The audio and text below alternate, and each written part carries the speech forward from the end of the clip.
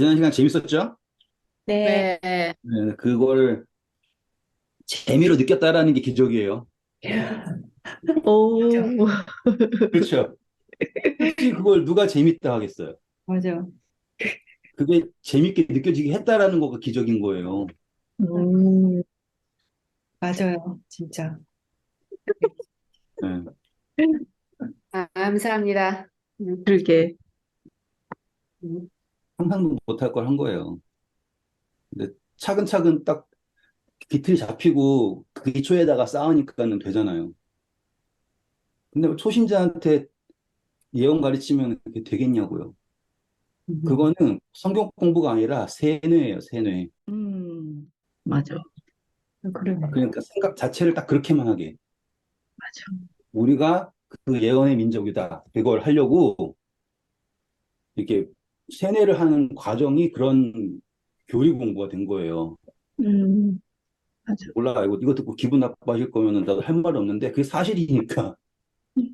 생각해 보세요. 뭐 신천지가 나쁘다, 뭐 다른 데 나쁘다 하지만요. 그 사람들이 음, 하는 거랑 뭐가 다르냐 이거예요. 음, 그쪽 사람들은 이쪽 교회가 타락했다 그러고 우리는 걔네가 음, 이단이다고 서로가 이단이다 하는데 그게 어떻게 음, 같은 성경을 보는데 서로가 이단일 수 있냐?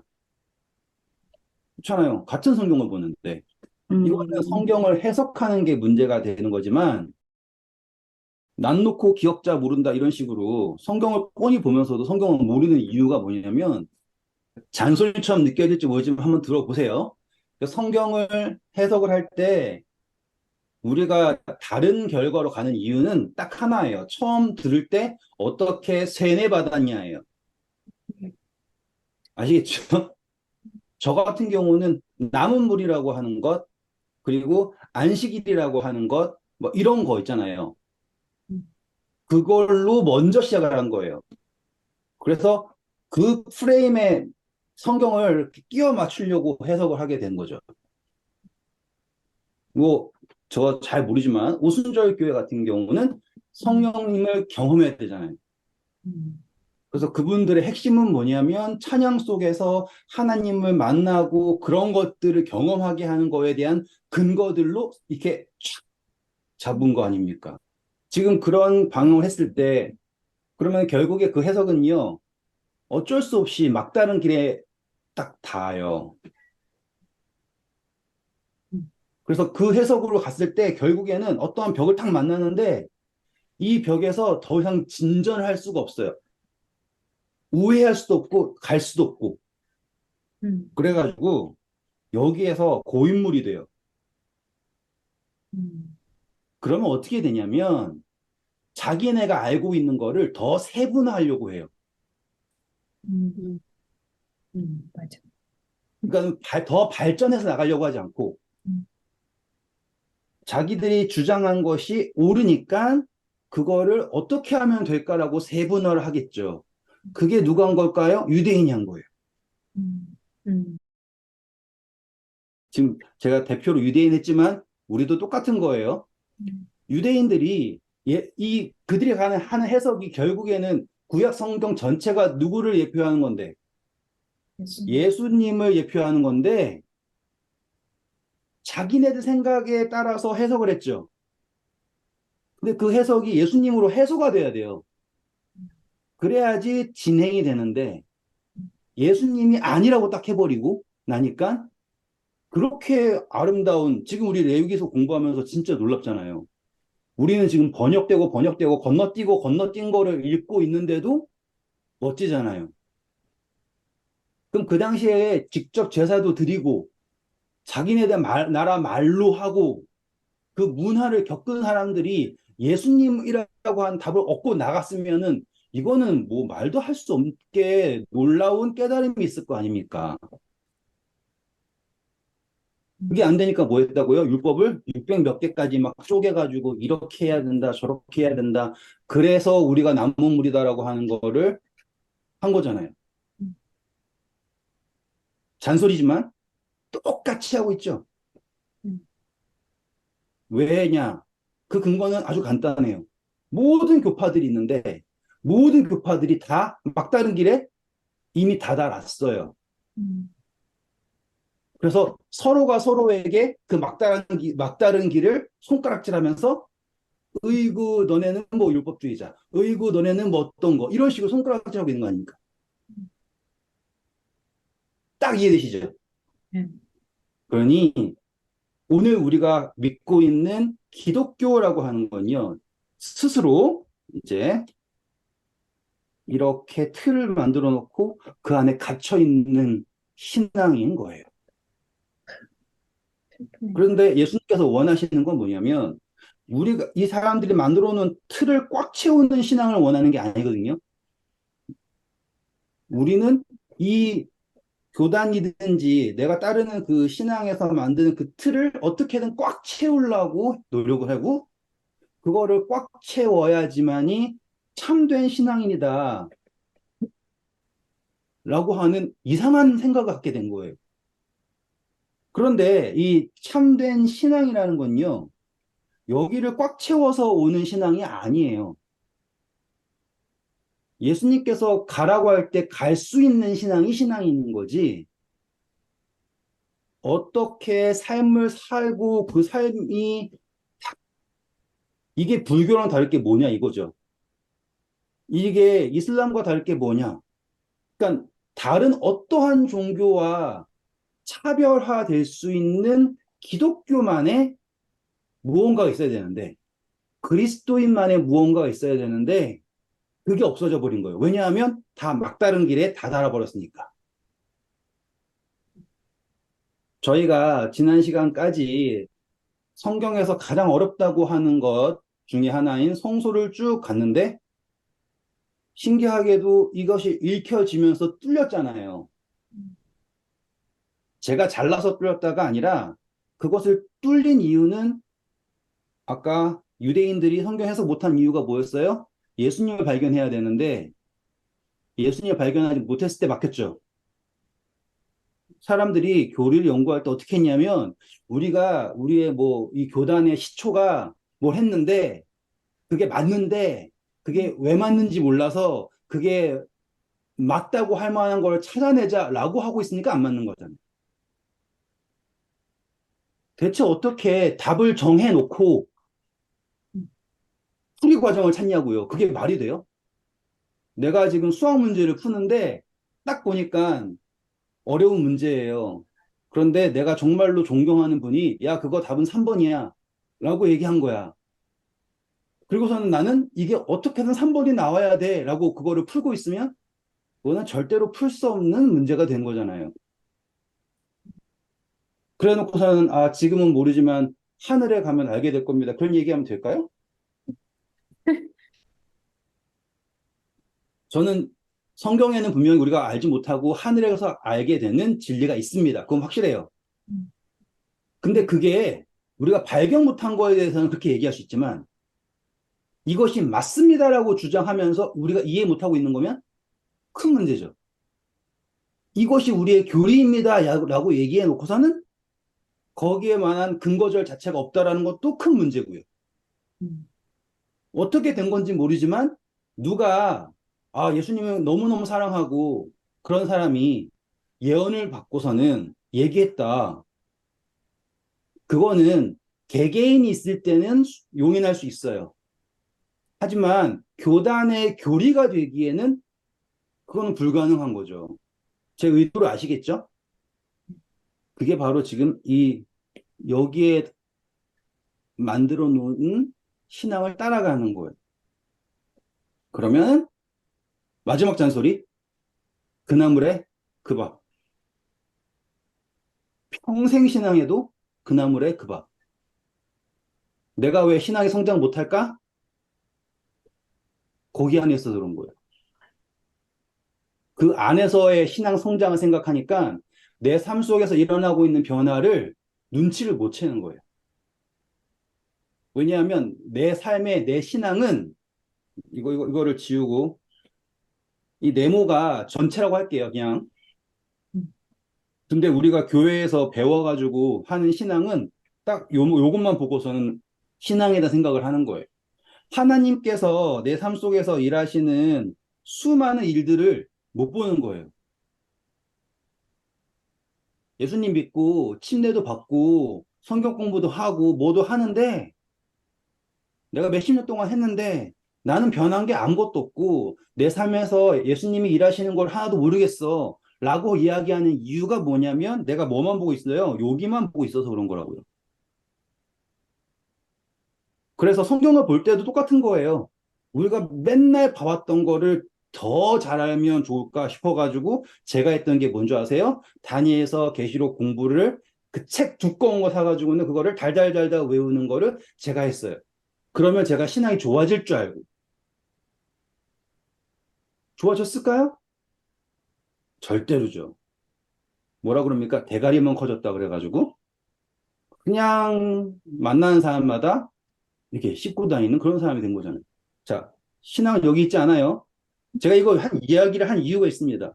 대속죄일이라고 하는 게요. 뭘 얘기하는 거냐면 우리가 회개를 할 때 어떤 회개를 할까요? 이걸 회개할까요? 요걸 회개할까요? 1번, 2번 하면 2번이라는 거 아시겠어요? 우리가 죄를 깨닫는다라고 하는 것도요. 결국에 내가 생각하고 있는 어떠한 범위 내의 것만 보고 있는 거예요. 이것만. 근데 하나님도 그것만 보고 계실까요? 그게 아니라는 거죠. 대속죄일이 왜 필요한가라고 할 때 우리는 그 의미를 아셔야지, 이제 아시게 된 거예요. 여러분, 아침에 일어나셔서 기도하시나요? 기도하실 때 회개하시나요? 여러분, 매일매일 회개해야 됩니다. 아, 근데 어떡하죠? 맨날 똑같은 죄를 지는데요? 이런 굴레의 대화에서 넘어갈 수 있게 되는 가장 큰 근거가 바로 대속죄일인 거예요. 지난 시간 기억나시죠? 죄 자체가 떠나는 거예요. 죄 자체가. 우리는 하나하나를 겨우겨우 기억해내가지고 하나님 잘못했습니다. 라고 나아갈 수 있지만 예수님께서 이루신 것은 대속죄예요. 모든 것. 그런데 이제 복습 한번 할게요. 자, 이렇게 그려도 아시겠죠? 대강 그려도. 양이 한 마리, 염소가 두 마리가 있고 바라보는 게 뭐였어요? 소의 피가 들어가고 그 다음에 나와서 염소의 피가 들어가고 그리고 나와서 소의 피와 염소의 피가 똑같이 여기에 발려짐으로써 성소와 번제단이 만나는 거예요. 이렇게 완전히 7번 똑같이 뿌려져서 가신 길을 염소도 소가 간 길을 염소도 간다라고 하는 거가 핵심이었고 그런데 여기 있는 다른 한 놈은 제비 뽑았을 때 제비 뽑는다는 것은 하나님의 뜻이었고 그런데 이 하나는 성소가 정결해질 때까지 죽지 않고 그대로 있다가 마지막에 진영 밖으로 나간다. 그랬을 때 우리가 계시록에서 예수님의 삼림이 이루어졌을 때 비로소 악인들이 해서 사라지게 되는 장면이 이 장면입니다. 까지 했어요. 그때 우리가 봐야 될 것은 뭐냐면 이 염소는 제자리에 있는 거예요. 여기에서 어떻게 있어요? 제자리에 있어요. 성소 안에 있는데 여기 뜰 안에 있는데 왜 이렇게 그림을 못 그리니 오늘? 다시 제대로 그려볼게요. 두 마리의 염소가 있는데 밑에 얘로 할게요. 얘로. 이게 안 보여. 예, 밑에 얘예요. 위에 있는 애는 숫소가 가는 대로 들어가고 나오고 다 해요. 그런데 얘는 어떻게 한다고요? 제자리 신앙. 그러면 제가 앞서 얘기한 거랑 다 적용되는 거 아시겠죠? 예수님께서 내가 너희를 도무지 알지 못한다라고 하셨잖아요. 근데 그 사람들이 우리가 주의 이름으로 이것도 하고 저것도 하고 막 떠벌떠벌 하는 이유가 뭐냐면 그들이 어디에 있으니까요. 여기에 있으니까 양과 염소에 대해서 심판하실 때도 염소들이 한 게 뭐예요? 주여 어느 때에 그랬냐? 우리는 예수님이 한다 그랬으면 했을 거다. 만약에 예수님이 목말랐으면 우리는 물을 줬을 거다. 얘기하잖아요. 근데 그들이 못한 게 뭐예요? 이 제자리 신앙인 거예요. 그들은 내가 지금 이 뜰에서 숫소가 제사장이 오는 거를 기다리고 있다. 그것만 생각을 한 거예요. 음, 우리는 지금 대속죄 자체를 묵상하는 것까지 가져온 거예요. 그렇죠? 그러니까 이게 차원이 다르게 되는 거예요. 그전에는 이놈의 아사셀 양이 누구를 상징하는 거냐, 막 그것만 따졌잖아요. 그리고 거기에서 기껏 나오는 묵상은 폄하하는 게 아니에요. 거기서 나올 수 있는 묵상은 뭐냐면 내가 아니니까 음, 누가 데리고 가는가 보다. 음, 이런 식이잖아요. 그런데 여기에서는 지금 이게 우리가 된 거잖아요. 그렇죠? 음, 그러니까 묵상이 확장이 될 수가 있게 되고 그리고 지금 내가 지금 예수님을 믿는다고 하면서 왜 제자리에 있는 신앙을 하고 있는가? 그러면 나는 누구를 하나님을 위한 염소인가? 아니면 아사세를 위한 염소인가? 그 뜻도 없는 아사세. 아사세라는 게요. 뭐 보냄을 받았다. 뭐든 간 몰라요. 뜻 자체가 물음표예요. 몰라요. 그냥 사람들이 추측하는 거지. 제자리 신앙은 어쩌면 우리가 하고 있는 아사세를 위한 신앙이지 않을까라고 하는 묵상을 든 거예요. 그리고 이 제자리가 언제까지 제자리에 있다고요? 성소 전체가 정결하게 되는 그거를 다 보고도 제자리. 그러면 그것도 이해가 되겠죠? 어떻게 악한 사람은 계속 악하고, 예? 의인은 계속 의인인가? 이거는 하나님이 조종한 거다. 이런 논리도 아니라는 것도 알겠죠? 음, 하나님이 우리를 조종해가지고 넌 믿게 해줄게, 너는 못 믿게 해줄게. 이게 아니라는 것도 알게 된 거잖아요. 음, 다 묵상이 되고 다 연결이 될 수 있습니다. 그러니 한번 더 해보세요.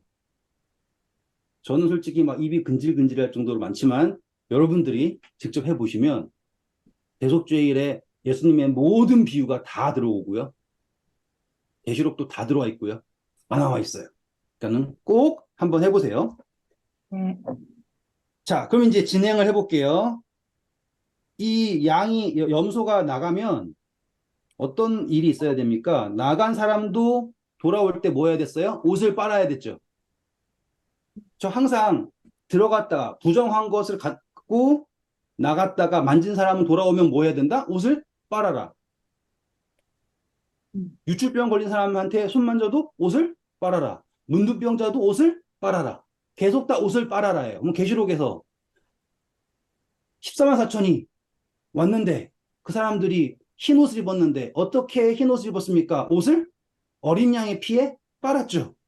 음, 그러면은 이게 그 사람 옷을 빤 이유가 뭐냐면 부정했다가 정결한 것으로 왔기 때문에 그들이 옷을 빨았구나 라는 거를 알 수 있게 되겠죠. 음, 계속 옷을 빠는 이야기가 나오는 이유가 그런 거예요. 그리고 이 진영 밖에 재버리는 곳이라든지 자 그래서 어떻게 했어요? 관계가 없다. 예수님하고 관계가 있으면 그분이 어떻게 해서든 우리를 만드실 수 있어요. 그 이야기가 뭐예요? 토기장의 비유 아시죠? 토기가 토기장이 손에서 망가지면 토기장이 뜻대로 다시 만들 수 있는데 굳어버리면 깰 수밖에 없는 거잖아요. 같은 의미예요.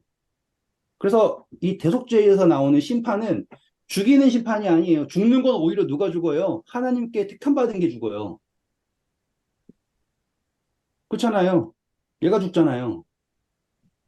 근데 우리는 생각할 때 예수님이 죄 지으면은 우리를 죽여버리는 생각하는데 예수님은 우리를 죽일 이유가 없어요. 원래 우리는 죽은 상태니까. 그렇죠? 죽은 자들이 하나님의 아들의 음성을 들을 때가 오나니 곧 이때라. 맞는 말이잖아요. 예수님께서는 우리를 심판하러 오신 게 아니죠. 우리 이미 심판을 받은 상태예요. 그렇기 때문에 그분은 뭐하러 오신 거예요? 구원하러 오신 것이지. 심판하러 오신 게 아니다라고 예수님 말씀하셨잖아요. 대속죄의 그대로죠. 죽는 양은 하나님께 택함 받은 양이 죽는 거예요. 하지만 오히려 그 택함 받은 죽은 양이, 자, 여기서 하이라이트. 16장입니다. 14절 한번 읽어볼까요? 그는 또 수송아지의 피를 가져다가 손가락으로 속죄소 동쪽에 뿌리고 또 감사합니다. 지금 여기서 뭐가 빠진 것 같지 않아요? 참정놀이 해봅시다. 뭐가 빠졌을까요? 제사를 시작할 때 가장 첫 시작점이 어떻게 시작을 해요? 안수해요. 네, 정답이에요. 지금 그거 왜 얘기하냐면, 안수한다라는 게 중요할까요? 안 중요할까요? 중요하죠. 중요하겠죠. 근데 안수를 하는 것이 왜 중요하냐면, 안수를 하면 전가가 돼요. 전가. 음, 이렇게 음, 전가를 해요. 그때 이 전가를 할 때 사람들은 죄를 고백해야 됩니다. 음, 그런데 지금 여기 대속죄 이 레위기서 16장이에요. 저 16장 말하는 거예요. 아시겠죠? 16장. 여기에서 제가 읽으면서 보니까 안수한다라는 게 안 나왔어요. 음, 그래서 생각할 때 뭐 안수를 안 했을까? 근데 그건 말이 안 돼요. 음, 그렇죠? 모든 제사에 그건 기본이니까. 원리사님 말대로 각 뜨든지 뭐 하든지 그거 다 기본 아니에요. 그렇죠? 그건 기본이니까. 그런데 신기하게도요. 21절 보시면 어떻게 합니까? 머리에 그의 두 손으로 살아있는 염소의 머리 안수하여 네. 지금 이 장면이 어떤 식으로 이렇게 구성이 되어 있냐 보는 거예요, 이제. 염소한테 안수할 때는 표현 자체가 너무 세세하게 나와 있죠. 네. 네. 그래서 두 손으로 얹어서 손을 머리에 얹고 고백을 하는데 이스라엘 자손의 모든 불법과 모든 죄로 말미암아 모든 범법을 자백하여 그것들을 염소의 머리 위에 둬라라고 나온단 말이에요. 음, 그러면 지금 이 제일 처음 숫소 할 때 안수한다는 이야기가 안 나왔어요. 안수 안 했다가 아니에요, 지금. 강조점이 다르다라는 걸 얘기하는 거예요. 강조점이 다르다라는 거. 여기에서 강조점은 뭐냐면 안수하고 전가하고 이게 강조점이 아니라 그의 피가 지성소의 하나님의 보좌에까지 간다가 강조점이에요. 맞습니까? 음, 그래서 표현 자체가 어떻게 되는 거예요? 지성소에 가가지고는 금요일의 자리에 7번 뿌린다가 음, 강조점이에요. 음, 네. 그 피가 갔다가 강조점이고 아사셀 염소에는 뭐가 강조점이냐면 모든 죄가 그 머리에 올라갔다가 강조점이에요. 음, 자, 이것은요 우리한테 어떠한 새로운 이제 묵상을 깨닫게 해주냐면 음, 예수님 하나님께서 바라시는 거는 뭐냐면 죄의 다양성이 아니에요. 얼마나 다양한 죄를 어떻게 해소했냐가 문제가 아니라 생명이 문제예요. 그래서 강조점이 어떻게 됐어요? 피가 들어오는 것이 강조예요. 음, 그래서 중요합니다. 이 생명이 하나님께 연락되면서 정결함이 이루어졌어요. 생명이 연락된다. 그러면 어떻게 되는 거면 생명하고 여기다 연합 적을게요. 생명이 연합될 때 그것을 우리는 뭐라고 표현하면 정결하게 된다라고 표현한 거예요. 음, 됐죠? 근데 이제 아사세를 위한 것은 선을 딱 긋고 죄와 완전하게 연합된 거예요. 이해하실 수 있죠? 그래서 대속죄일은 생명으로 우리가 죽었지만, 죽음이지만 그 피가 완전하게 연합되는 것 하나. 음, 두 번째, 죄가 완전하게 연합되는 것 하나. 음, 그래서 대속죄일에는 이 두 가지가 분명하게 드러납니다. 그랬을 때 이 죄와 완전하게 연합된 것은 지난 시간에 말씀드렸어요. 생명이 있는 것과 생명이 없는 것이 공존하는 것을 뭐라고 그랬다고요? 그죠. 부정이다 그랬죠, 부정.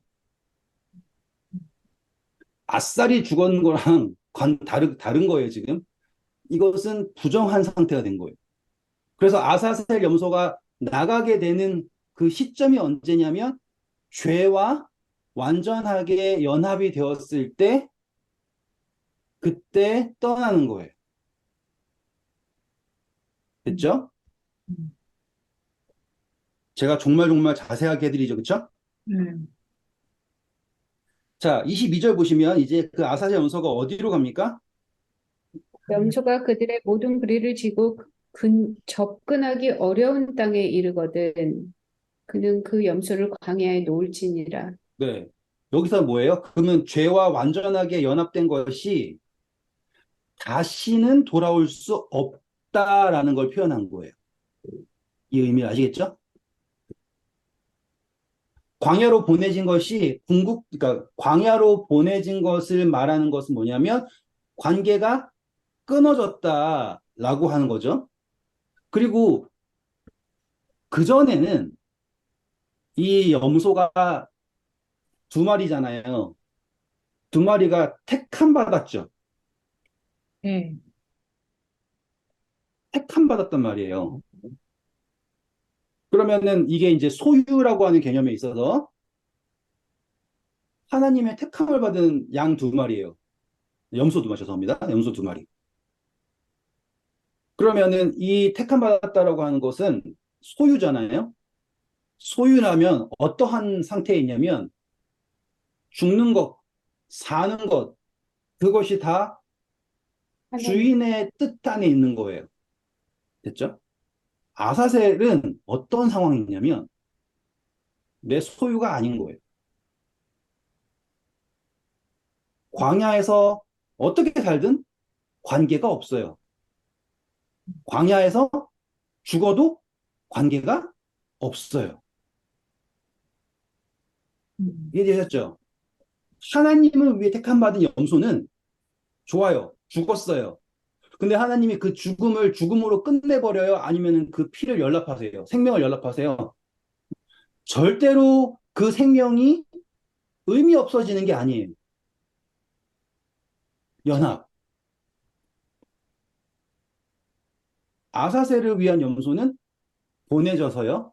관계가 없어요. 사는 건지 죽는 건지 거기서 뭘 하든지 그거는 알 바가 아니에요.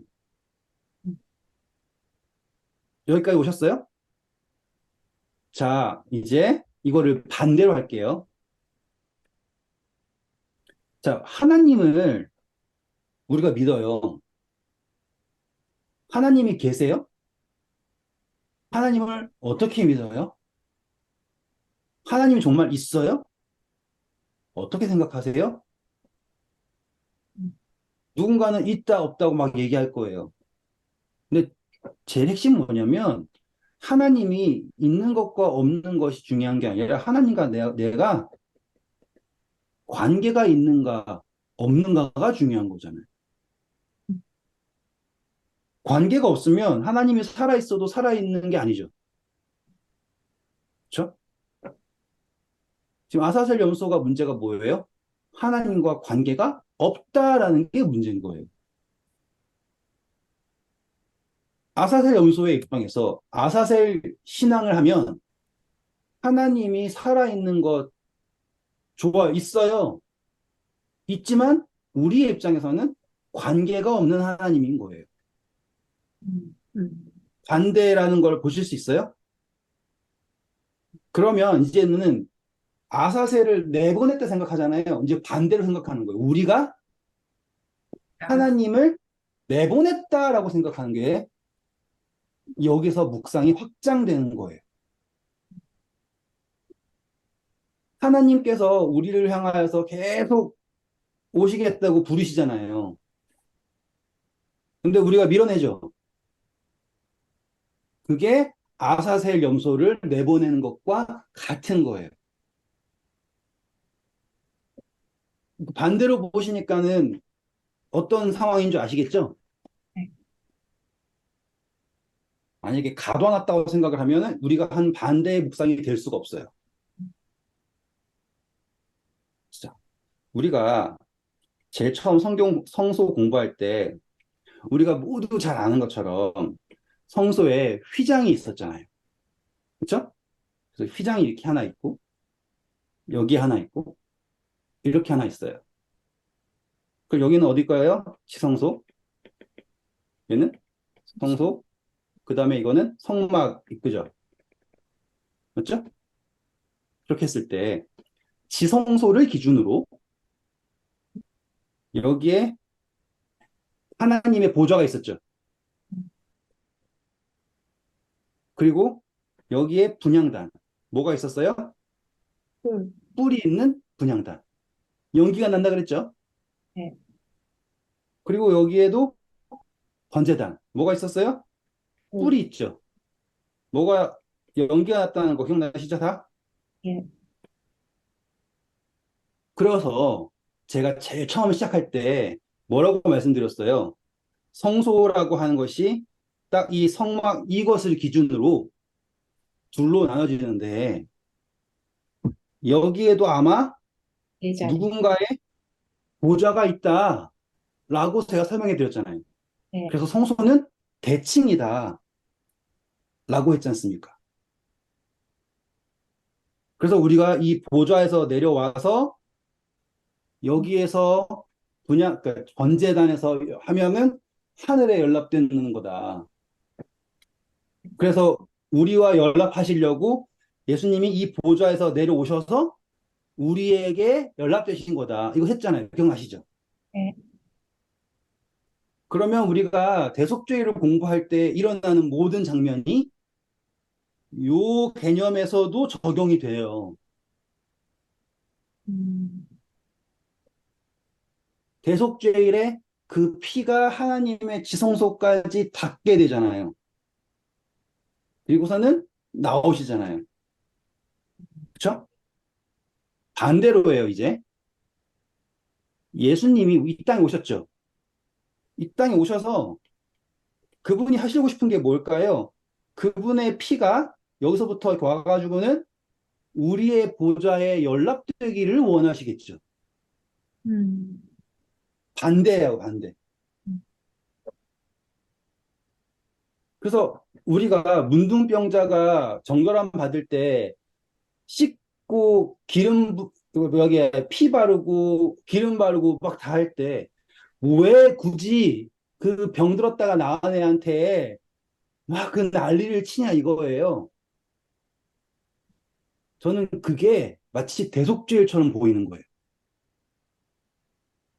어떻게든 우리의 이 보좌에 그분의 피를 닿게 하시려고 연락되게 하시려고 애쓰시는 그분의 모습이 보이더라고요. 음, 새로운 단계의 묵상이죠, 그렇죠? 그러면 보세요. 만약에 연락이 안 되면 어떻게 될까요? 아사셀 염소가 어떻게 됐어요? 나갔죠. 똑같이 예수님이 우리의 마음에 그분의 피가 연락되지 않으면 그렇지. 그분 역시도 반대로 이렇게 쫓겨가겠죠. 관계 없음으로. 음, 음, 저는 지금 제가 설명한 내용을 이렇게도 설명해 드리고, 이렇게도 설명해 드리고, 지금 계속 관점을 바꿔가면서 설명하고 있고, 또 그 설명이 성경에서 어떻게 일맥이 되는지를 보여드리고 있는 거예요. 그러면은 이거는 제 자랑입니다. 그렇게 뭐 자랑을 하면은 좋지 않다라는 생각이 들지만 자랑을 할게요. 얼마나 열심히 생각했을까요? 음. 진짜로 열심히 생각했겠죠. 이거는 자랑이에요. 그렇게 해보시라는 걸 이렇게 권장하려고 하는 거예요.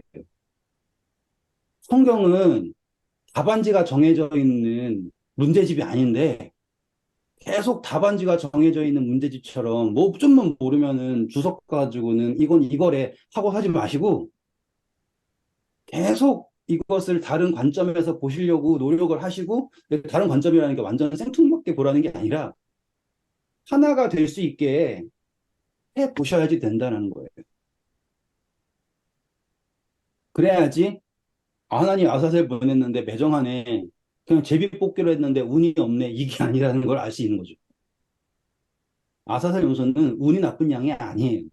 정확하게 우리를 예표하고 있습니다. 그리고 어쩌면 우리가 예수님을 아사셀 염소처럼 쫓아낼 수도 있고요. 재밌죠? 자, 그래서 이 23절입니다. 이제 어떻게 됩니까? 아론은 회막에 들어가서 지성소에 들어갈 때 입었던 세마포 옷을 벗어 거기 두고 네. 자, 이제 아론이 이 모든 걸 다 집도했죠. 이 집도를 할 때 소를 잡고 염소를 잡고 다 했어요. 네. 그런 다음에 아사셀 염소도 보냈어요. 음. 그리고서는 옷을 어디다가 둔다고요? 회막 네. 성막에 들어가잖아요. 그렇죠? 이 옷을 어디다가 벗어둔다고요? 성소에다가. 그러면 이 모든 것을 다 한 옷 자체도 벗고 어떻게 한다고 합니까?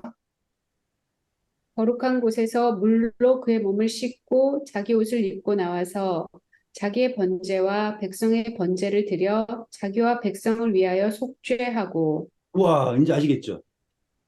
그 전에 가지고 있던 옷은 흰 옷이었어요. 흰 옷, 세마포 옷. 세마포 옷이었는데 이것을 다 끝내고 나서는 무엇으로 갈아입은 걸 자신의 옷이라고 그러죠. 그게 무슨 옷일까요? 대제사장. 대제사장 옷으로 환복을 하고 나타나는 거예요. 그럼 말 다 한 거 아니에요? 계시록에도 분명하게 나오죠. 예수님이 지금 이 세상에서 일어난 모든 것은 우리 속죄를 위해서 하시는 모든 행동이죠. 그렇죠? 계시록 등장할 때도 예수님 무슨 옷 입고 등장해요? 흰 옷을 입고 등장하시죠. 그렇잖아요. 어떻게 저렇게 희지? 이거잖아요. 그런데 마지막에 등장하실 때는 어떻게 등장하시는 거예요? 원래 그분의 옷을 입고 나타나시는 거예요. 완벽하지 않아요? 그러니까 제 해석이 완벽하다는 게 아니라 이 성경에 나와 있는 이야기 자체가 대속죄이라는 것을 한 번만 경험해도 전 진짜 한 번 경험해보고 싶어요. 그거를 밖에서라도 쳐다보고 싶어요. 근데 이걸 한 번만 경험해도 예수님께서 우리의 속죄를 위해서 어떻게 하시고 또한 그분이 대제사장 옷으로 다 갈아입고 나타나신다. 그럼 원래 대제사장이신데 대속죄를 위하여서 흰 옷을 입으신 장면이 인간이 되셔가지고 우리를 위해 하시는 모든 것으로 알 수 있죠. 그렇죠? 그리고 이 성경에 있는 모든 역사가 끝난 이후에 그분이 성소에 다시 딱 가셔가지고 옷, 옷을 거기에 두고 이건 뭐예요? 증거죠. 이것이 다 되었다라고 하는 것에 대한 증거잖아요. 그렇죠? 그렇죠? 그리고서는 깨끗하게 씻으시고 다시 말하면 더러운 죄에 대한 문제가 끝나면 씻어야 되잖아요. 그렇죠? 씻는다는 것은 다시 태어난다는 것도 있어요. 그렇죠? 그래서 그분의 원래의 모습으로 나타나신다. 그래가지고 대제사장 옷을 입고 나타나가지고 그 다음 한 행동이 뭐예요? 번제를 드려요. 번제를 드리는 게 뭐였어요? 우리가 배웠죠? 온전한 헌신이었죠. 온전히 연락하는 거잖아요. 그런데 여기서 뭐라고 표현합니까? 속죄. 그렇죠. 이 번제가 속죄를 이룬다라고 표현을 해요. 음. 음. 너무 재밌죠. 음. 그거를 왜 왜 해야 될까요? 다 끝났는데, 이제. 온전한 다 헌신, 끝났으니까 이제 완전한 연합이라고 하는 걸 끝내야죠, 이제. 온전한 헌신. 그래서 성소를 져도 성소를 봉헌할 때도 번제를 드려요. 음, 그래서 이 대속죄일의 하이라이트는 다 끝내고 환복하고 나와서 드리는 번제로 딱 완성이 되는 거예요. 음. 네. 그래서 이제 오늘 대속죄일 정리 끝낼게요. 시간이 벌써 다 됐어요. 한 시간이. 그래서 이 대속죄일을 마주할 때 백성들이 가져야 될 마음 자세가 자신을 괴롭게 하는 거예요. 음, 근데 이게 뭐냐면 자신을 어디 써 있어? 31절에 나오죠? 자신을 괴롭게 한다. 이거를 성경에서는 금식이라고 하거든요. 음, 이 금식을 왜 하는지까지만 설명해 드리고 할게요. 이날, 이날은 안식일 중에 안식일이에요. 지난 시간에 설명해 드렸어요. 안식일 중에 안식일, 완전한 안식을 이루는 날. 근데 이날 금식을 해야 되는 것이 강조가 되는데, 음식을 먹는다는 것은 생명을 얻는다는 표현이죠. 근데 대속죄일에는 내가 음식으로 살지 않는다라는 거를 표방을 해야 돼요. 이 말은 무엇이냐면, 이때 내가 얻는 생명은 음식으로 얻는 생명이 아니라 완전히 속죄로서 얻어지는 연합으로서 얻어지는 생명이다라고 하는 마지막 결론이 돼야 되거든요. 그래서 뭐 누가 아기가 뭐 과자 먹을 수도 있고 뭐 할 수도 있고 그렇잖아요. 뭐 실수로 먹는다 해서 죽는다 이 개념이 아니라 이때는 온전히 하나님의 속죄만으로 생명을 얻는다라고 하는 것을 상징적으로 표현한 게 금식해라라는 거예요. 자기를 괴롭게 해라라고 하는 표현이 그런 의미가 되는 거예요. 분명히 죄를 슬퍼하고 뭐 잘못했습니다. 막 그런 표현이 있을 수도 있어요. 당연하죠. 속죄라고 하는 개념 자체가 슬픈 일일 수 있잖아요. 그리고 계시록에서도 백성들, 사람들이 다 하나님을, 예수님의 재림을 보고선 애곡한다 표현하잖아요. 그렇죠? 그럼 여기 대속죄일에도 괴롭게 한다는 표현과 애곡이라는 표현이 연결되는 거죠. 대속죄일이 좋은 날이에요? 나쁜 날이에요? 좋은 날이죠. 네. 그런데 사람들은 자기를 괴롭게 해야 돼요. 예수님의 재림이 좋은 거예요? 나쁜 거예요? 그런데 사람들은 애곡을 해요. 이제 이거를 연결하실 수 있겠죠. 그거를 설명하기 위해서 제가 이 금식이라고 하는 단어를 끄집어낸 거예요. 먹지 않는다가 내가 괴로워서 나는 한 끼 굶으면 죽는데 혈당이 있어서 이런 얘기를 하는 것이 아니라 이것을 슬퍼한다라고 하는 것은 하나님의 속죄를 그분의 생명을 온전하게 받아서 연합하고자 한다라고 하는 것을 말하는 거예요. 그리고 여기에서의 그 강조점은 바로 섞임이에요. 섞이지 섞인 것이 없다라는 걸 표현하기 위해서 괴롭게 한다라는 게 나오는 거예요. 이해하실 수 있겠어요? 그러니까 그러니까 내가 섞이지 않게. 아닌가? 그러니까 뭐가, 음식이 섞이지 않게 라고 한 표현이에요. 생명을 얻는데 하나님으로부터 오는 온전한 생명이가 아니면 하나님께로 오는 것도 있고 음식도 음식에서 오는 것도 있고 그러한 섞임이 아니다 이거예요. 바벨론의 문제는 뭐냐면 바벨론이 하고 있는 게 틀린 게 없어요. 금장 가지고 있죠. 뭐 포도주 가지고 있죠. 뭐 옷 가지고 있죠. 그건 자체로 다 좋은 예표를 가지고 있는 것들이에요. 좋은 것을 치장하는데 섞였다라는 게 문제잖아요. 혼란하다라는 게 문제잖아요. 다시 한번 이 안식일 중에 안식일 됐던데 너희가 스스로 괴롭게 해야 됩니다. 그것을 우리는 오해하면 안 된다. 그리고 이거를 오해하지 않고 올바르게 이해하면 계시록의 예수님의 재림의 모습마저도 아, 나쁜 사람들은 보고서는 울겠지라고 하는 걸로 이상하게 해석 안 하고 모두가 다 예수님의 재림을 받았을 때 바라볼 때 스스로를 괴롭게 할 수밖에 없다라고 하는 것을 알 수 있겠죠. 사도 바울이 나는 어떠한 상태라고 곤고한 상태라고 스스로 고백하잖아요. 그러면 지금 금식하고 있다는 것도 뭘 고백하고 있는 상태예요? 곤고한 상태, 심령이 가난한 상태, 맞아요? 복이 있죠? 천국이 저희 것이며 의에 줄이고 목마른 상태, 아시겠죠? 이 이야기가 자기를 괴롭게 한다라고 하는 거예요. 그래서 이거는 딱 한 해에 한 번이다 강조가 되죠. 그러니까 이 절기에 하나의 서클이 있는데 대속죄일에 대해서 여기서 딱 한 번이다라고 강조를 하셨어요. 그러면 전 여기서 어떤 생각을 하는 줄 아세요? 예전에는 아 하늘나라 가서도 죄 지으면 어떡하지 이 걱정했거든요. 다른 사람들은 자체가 착하게 살 것 같은데 나는 좀 못할 것 같은데 가서 막 죄 안 짓는 척 나쁜 생각 안 하는 척 하는 게 얼마나 어려울까 그 걱정을 했단 말이에요. 그런데 다시는 눈물이 없고 다시는 죽음이 없고 다시는 아픔이 없고 이런 것들이 여기에서 딱 대속죄일은 한 번이면 된다라고 하는 이 말씀으로 확신을 갖게 되더라고요. 음.